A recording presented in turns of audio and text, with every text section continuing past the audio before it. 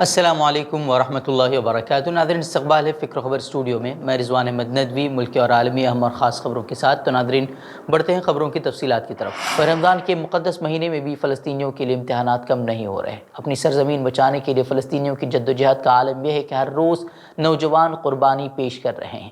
اسرائیلی دہشت گردی اپنے عروج پر ہے، صہیونی فورسز کی شرانگیزی بڑھتی جا رہی ہے، فلسطینیوں پر ان کی اپنی ہی زمین تنگ کر دی گئی ہے۔ حال یہ ہے کہ ان کے خون کو اب جائز ٹھہرایا جا رہا ہے، مسجد اقصیٰ کے تقدس کو پامال کیا جا رہا ہے، نمازیوں پر حملے کیے جا رہے ہیں، انہیں تشدد کا نشانہ بنایا جا رہا ہے، اور اس کی ویڈیوز لگاتار سوشل میڈیا پر سامنے آ رہی ہیں، اور عالمی ممالک جو ہے وہ اب بھی خاموش تماشائی بنے ہوئے ہیں۔ وہیں اب اسرائیلی فوج نے ریاستی دہشت گردی کے تازہ واقعے میں مزید 2 فلسطینیوں کو گولی مار کر شہید کر دیا ہے۔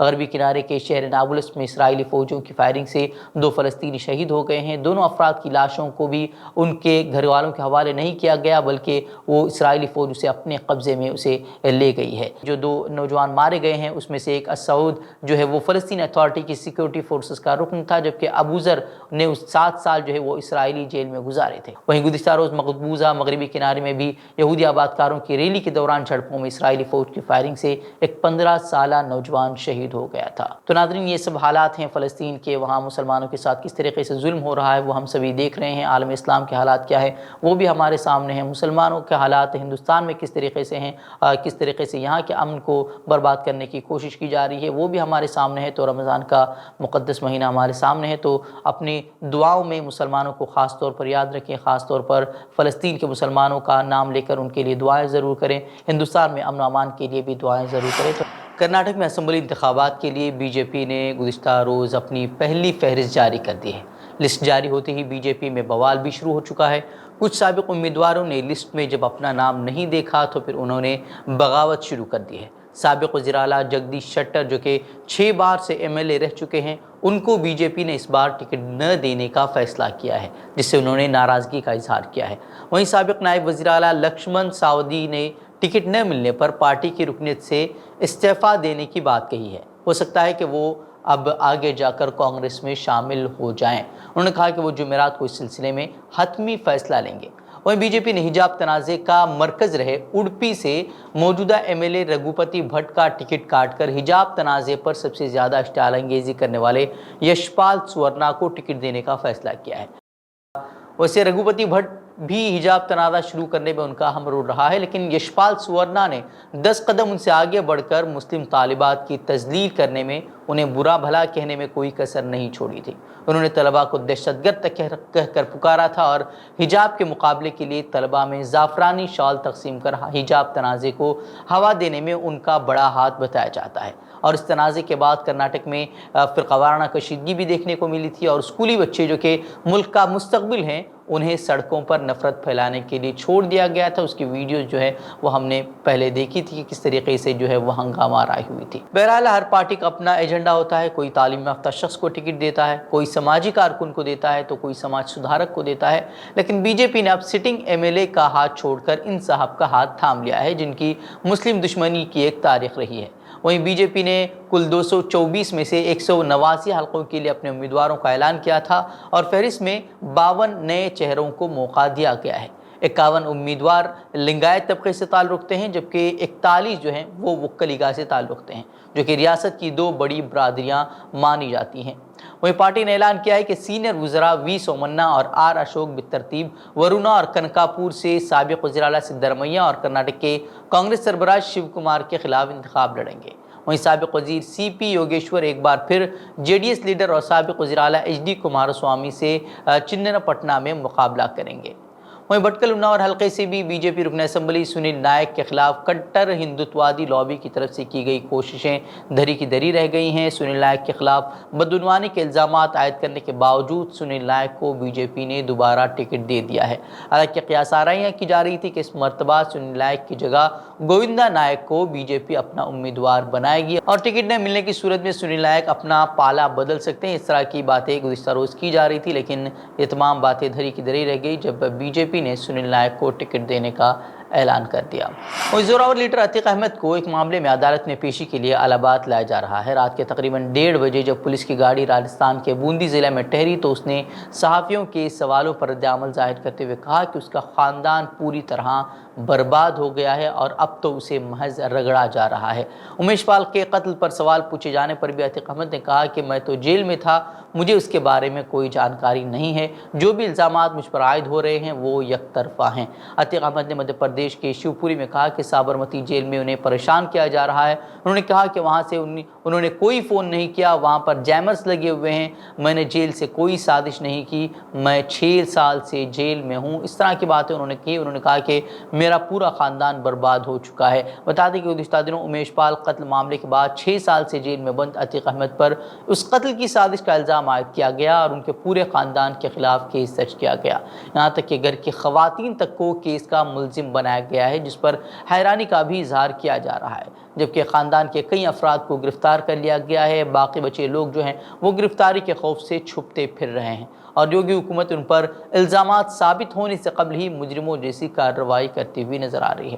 ان کے مکانات پر بلڈوزر چلا دیے گئے ہیں، جائیدادیں ضبط کر لی گئی ہیں اور بہت سی کارروائی بھی کی گئی ہیں، جو ظاہر کرتی ہے کہ حکومت اگر کسی کو تباہ کرنا چاہتی ہے تو ان کے لیے ایک الزام ہی کافی ہے اور پھر سب کچھ وہ تہس نہس کس طریقے سے کرتی ہے، اس کی ایک مثال جو ہے وہ عتیق احمد ہیں۔ وہ یوگی حکومت مسلم رہنماؤں پر کس طریقے سے کارروائی کر رہی ہے، اس کی ایک اور مثال اعظم خان کا کنبہ بھی ہے۔ ان کے ساتھ کس طریقے کا سلوک کیا جا رہا ہے ہر کوئی جانتا ہے، کس طریقے سے وہاں الیکشن کے دوران کس طریقے کی کارروائیاں کی گئی اور اعظم خان کو کس طریقے سے پریشان کیا گیا، یہ تمام چیزیں جو ہے وہ ہر کوئی جانتا ہے۔ وہیں الہ آباد ہائی کورٹ نے گزشتہ روز عبداللہ اعظم خان کی جانب سے 2008 کے ایک فوجداری کیس میں مراد آباد کی عدالت کی طرف سے ان کی سزا پر روک لگانے کی درخواست پر اپنا فیصلہ محفوظ کر لیا ہے۔ جسٹس راجیو گپتا نے عبداللہ اعظم خان اور ریاستی حکومت کے وکیل کی سماعت کے بعد فیصلہ محفوظ کیا۔ سماعت کے دوران درخواست گزار کے وکیل نے موقف اختیار کیا کہ وقوع کی تاریخ پر درخواست گزار نابالغ تھے، لہذا عدالت ان کی سزا پر روک لگائے۔ بتا دیں کہ 2008 میں عبداللہ اعظم اپنے والد اعظم خان کے ساتھ سفر پر تھے کہ اس دوران چیکنگ کے لیے پولیس کی جانب سے ان کی گاڑی کو روک دیا گیا، جس کے بعد انہوں نے حامیوں کے ساتھ مل کر ٹریفک کو بلاک کر دیا اور اس معاملے میں انہیں 2 سال قید کی سزا سنائی گئی ہے اور ان کی اسمبلی رکنیت بھی چھین لی گئی، ان کا ووٹ دینے کا حق بھی جو ہے وہ چھین لیا گیا ہے۔ گزشتہ دنوں ستیہ پال ملک نے 300 کروڑ روپے کی رشوت کے ایک معاملے کا انکشاف کرتے ہوئے راشٹریہ سوئم سیوک یعنی کہ RSS کے لیڈر رام مادھو کا نام لیا تھا۔ اس کو لے کر اب کانگریس نے وزیر اعظم مودی کو تنقید کا نشانہ بنایا ہے۔ کانگریس نے کہا کہ وزیر اعظم کو اس معاملے میں رام مادھو کے خلاف فوری کارروائی کرنی چاہیے۔ کانگریس کے ترجمان پون کھیڑا نے کہا کہ اگر اس بات میں سچائی نہیں ہے تو رام مادھو کو ستیہ پال ملک پر حد کی عزت کا مقدمہ کرنا چاہیے اور اگر وہ نہیں کرتے ہیں تو پھر PM مودی کو فوراً ان کے خلاف کارروائی کرنی چاہیے۔ بتا دیں کہ ایک انٹرویو کے دوران ستیہ پال ملک نے بنا نام لیے صرف RSS لیڈر کہہ کر کہا تھا کہ انہیں 300 کروڑ کی رشوت کا آفر کیا گیا تھا اور اب انہوں نے صاف طور پر نام لیتے ہوئے کہا کہ رشوت دینے کی کوشش کرنے والا شخص جو ہے وہ RSS لیڈر رام مادھو تھے، لیکن کوئی CBI اور ED یا دوسری جانچ ایجنسی اب تک ان کے گھر نہیں پہنچی ہیں۔ اسی پر پون کھیڑا نے طنز کرتے ہوئے پوچھا کہ PM مودی صبح سے شام تک بدعنوانی مخالف ہونے کا راگ الاپتے ہیں تو رام مادھو پر جب سابق گورنر الزام لگا رہے ہیں تو ان کو ابھی تک CBI نے کیوں نہیں بلایا؟ یہ سوال انہوں نے کیا۔ انہوں نے کہا کہ یہاں CBI اور ED کی چھاپہ ماری کیوں نہیں ہوئی، اس طرح کا سوال انہوں نے کھڑا کیا ہے۔ وہ پنجاب کے شہر بٹھنڈا میں فوجی اسٹیشن پر فائرنگ کا واقعہ سامنے آیا ہے۔ اس واقعے میں 4 لوگوں کی موت واقع ہو گئی ہے۔ Quick reaction team QRT military station پر ہونے والے واقعے کے بعد سے سرگرم ہے۔ پورے علاقے کو حصار میں لے کر سیل کر دیا گیا ہے۔ وہیں سرچ آپریشن بھی جاری ہے۔ وہیں بٹھنڈا کے SSP نے کسی بھی دہشت گردانہ حملے کی تردید کی ہے۔ وہیں پولیس اسے باہمی تصادم کا واقعہ قرار دے رہی ہے۔ ذرائع کے مطابق اس وقت پولیس کو بھی ملٹری اسٹیشن کے اندر جانے کی اجازت نہیں دی گئی ہے۔ پولیس داخل ہونے کی کوشش کر رہی ہے۔ وہیں واقعہ افسران کی میس کے اندر پیش آیا ہے، لہذا قیاس آرائی کی جا رہی ہے کہ یہ فوجی افسران کے درمیان کا کوئی تنازع ہو سکتا ہے۔ اور ملک میں اقلیتوں کے خلاف اشتعال انگیزی نہیں رک رہی ہے اور ہندوتوادی تنظیمیں اس سلسلے میں اہم رول نبھا رہی ہیں۔ ماحول بگاڑنے کی کوشش لگاتار کی جا رہی ہے۔ RSS کا ترجمان پنچ جنیا نے گزشتہ دنوں سوشل میڈیا پر فرقہ وارانہ ماحول خراب کرنے والی فرضی خبر شیئر کی تھی، جس پر پولیس کی جانب سے اب تنبیہ کی گئی ہے اور اس خبر کی تردید بھی کی گئی ہے۔ دراصل پنچ جنیا نے لکھا تھا کہ مراد آباد میں ایک ہندو لڑکی نے بھاگ کر ایک مسلمان لڑکے سے شادی کر لی اور مسلمان لڑکے نے اپنے دوستوں کے ساتھ مل کر کھیت میں لے جا کر اس کی عصمت دری کی۔ وہیں 15 لوگوں کے خلاف مقدمہ درج کیا ہے۔ اس طرح کی خبر جو ہے انہوں نے اپنے ٹویٹر اکاؤنٹ پر پوسٹ کی تھی۔ وہیں مراد آباد پولیس نے اس کے بعد ٹویٹ کے ذریعے اس خبر کی تردید کر دی اور تبصرہ کرتے ہوئے لکھا کہ ایسا کوئی بھی واقعہ پیش نہیں آیا ہے۔ وہیں ساتھ ہی پولیس نے تنبیہ کرتے ہوئے لکھا کہ بغیر اطلاع کے غیر ضروری ٹویٹ نہ کریں ورنہ ان کے خلاف کارروائی ہوگی۔ وہ جس کے بعد پنچ جنیا نے جو ہے وہ اس ٹویٹ کو اب ہٹا دیا ہے۔ وہیں صحافی سواتی مشرا نے RSS کے ترجمان پنچ جنیا کے تعلق سے مزید اسکرین شاٹ شیئر کرتے ہوئے بتایا کہ اس سے قبل بھی پنچ جنیا کے ٹویٹر اکاؤنٹ سے اس طرح کی فرضی خبریں شیئر کی جا چکی ہیں۔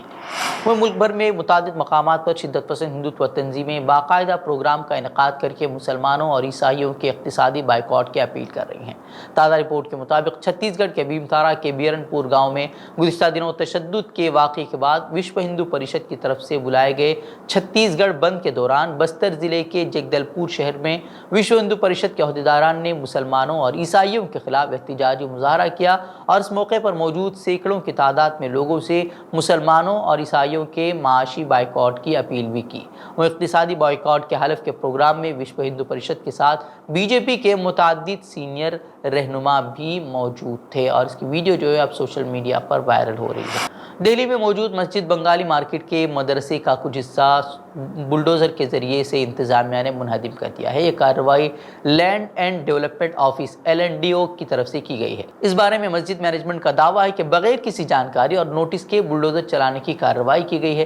LND اور دہلی پولیس پیراملٹری فورسز کے ساتھ وہاں پہنچی تھی۔ پورے علاقے کی گھیرہ بندی کی گئی تھی اور اس کے بعد JCB بلڈوزر کو مدرسے کے ان بڑے کمروں کی طرف جہاں پر طالب علم اور اساتذہ رہتے ہیں اس پر چلا دیا گیا تھا۔ بتایا جا رہا ہے کہ مسجد تقریباً 250 سال پرانی ہے۔ مسجد کے جس حصے کو توڑا گیا ہے وہ کچھ ماہ پہلے ہی پختہ تعمیر کی شکل میں تیار ہوا تھا۔ اس میں 2 کمرے بھی بنے تھے۔ اس نئی تعمیر کو لے کر LND کو اعتراض تھا اور اسی اعتراض کو پیش نظر رکھتے ہوئے مدرسے کی دیواروں کو منہدم کر دیا گیا ہے۔ بتا دیں کہ حالیہ دنوں میں اسرائیل کے طرز پر ہندوستان میں بھی بلڈوزر کلچر فروغ پا رہا ہے، جس میں مسلمانوں کی املاک کو نشانہ بنایا جاتا ہے اور بلڈوزر کے ذریعے جو ہے ان کی مکانات کو، ان کی جائیدادوں کو مسمار کر دیا جا رہا ہے۔ اس طرح کی چیزیں جو ہے وہ لگاتار جو ہے وہ بڑھتی جا رہی ہیں۔ وہیں کانگریس لیڈر راہل گاندھی گجرات کورٹ سے 2019 کے مجرمانہ حد کے عزت معاملے میں قصوروار ٹھہرائے جانے پر لوک سبھا رکنیت منسوخ کیے جانے کے بعد پہلی مرتبہ اپنے پارلیمانی حلقے وائناڈ کے دورے پر پہنچے تھے، جہاں کئی کلومیٹر تک سڑکوں کی دونوں جانب کھڑی ہزاروں لوگوں کی بھیڑ نے ان کا زوردار استقبال بھی کیا۔ راہل گاندھی کے ساتھ ان کی بہن پرینکا گاندھی بھی موجود تھیں۔ بھیڑ کو دیکھتے ہوئے لوگوں کا یہ دعویٰ تھا کہ یہ وائناڈ میں اب تک کی سب سے بڑی بھیڑ تھی۔ وہیں اس دوران راہل گاندھی نے مرکز کی مودی حکومت کو تنقید کا نشانہ بنایا۔ راہل گاندھی نے کہا کہ رکن پارلیمنٹ تو ایک ٹیگ ہے، یہ ایک عہدہ ہے، اس لیے BJP ٹیگ ہٹا سکتی ہے، وہ عہدہ لے سکتی ہے، وہ گھر لے سکتی ہے، وہ مجھے جیل بھی ڈال سکتی ہے، لیکن وہ مجھے وائناڈ کے لوگوں کی نمائندگی کرنے سے نہیں روک سکتی۔ راہل گاندھی نے ایک بار پھر اڈانی کو لے کر بھی PM مودی کو تنقید کا نشانہ بنایا۔ To my house, I will get scared. They think by taking away my house, I will get disturbed. My sister didn't tell you, but I was actually happy that they took away my house. It's not interesting for me to live in that house. How many people in Wayanad lost their house? I saw hundreds and hundreds and hundreds of families lose their house in Wayanad. When the floods came here, the first thing I saw in Wayanad was how you responded to the floods. And I learned from you. Take my house, take it 50 times, I don't care. I will continue to raise the issues of the people of Wayanad and the people of India. مرکز کی مودی حکومت کے ذریعے IT قوانین میں ترمیم کے notification پر ملک کا انصاف پسند حلقہ تشویش کا اظہار کر رہا تھا۔ ہر کوئی اس کے خلاف آواز بلند کر رہا تھا۔ وہیں اب کامیڈین کنال کامرا نے اس قانون کو بمبئی ہائی کورٹ میں چیلنج کیا ہے۔ انہوں نے دعویٰ کیا ہے کہ ترمیم شدہ ایکٹ سرکار کے ہاتھوں میں ہتھیار ہوگا، جس پر اب عدالت نے مرکزی حکومت کو نوٹس بھی جاری کر دیا ہے۔ بتا دیں کہ جو ترامیم کی گئی ہیں اس کے تحت سرکار کو اب کسی بھی خبر کو فرضی قرار دینے کا اختیار مل جائے گا۔ بی جے پی کی نفرت انگیز پالیسیوں کو تنقید کا نشانہ بنانے والے کامیڈین نے اپنے عرضی میں کہا ہے کہ اس سے عوام کو کوئی فائدہ نہیں ہے، بلکہ حکومت اس ایکٹ کا بے جا استعمال کرے گی اور ان ترامیم کو سینسرشپ نافذ کرنے کی کوشش بھی قرار دیا۔ انہوں نے کہا کہ ٹی وی میڈیا تو ان کے قبضے میں ہے ہی، اب وہ ڈیجیٹل میڈیا اور سوشل میڈیا کو بھی اپنے تابع بنانے کی کوشش کر رہے ہیں۔ انہوں نے عدالت سے اس ضوابط کو غیر آئینی قرار دینے کا بھی مطالبہ کیا ہے۔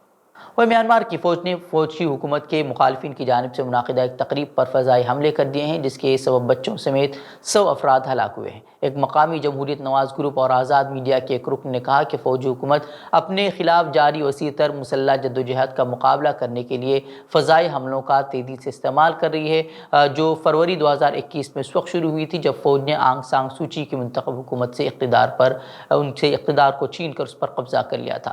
ایک اندازے کے مطابق اس وقت سے اب تک سیکیورٹی فورسز کے ہاتھوں 3000 سے زائد شہری مارے جا چکے ہیں۔ بتایا جا رہا ہے کہ ملک کے اپوزیشن تحریک کے مقامی دفتر کے افتتاح کے لیے جمع ہونے والے لوگوں کے ہجوم پر براہ راست بم گرائے گئے تھے اور تقریباً آدھے گھنٹے کے بعد ایک ہیلی کاپٹر بھی وہاں پہنچا اور جائے وقوع پر وہ فائرنگ کی آوازیں سنی گئی، جس میں 100 لوگوں کی موت کی خبریں ہیں۔ تو ناظرین، یہ تھی خبریں۔ مزید خبروں کے لیے آپ ہمارے ویب سائٹ www.fikrkhabar.com کی طرف رخ کر سکتے ہیں۔ ویڈیوز کے لیے ہمارے یوٹیوب چینل کو سبسکرائب کریں۔ تو ناظرین، اجازت دیں۔ السلام علیکم ورحمۃ اللہ وبرکاتہ۔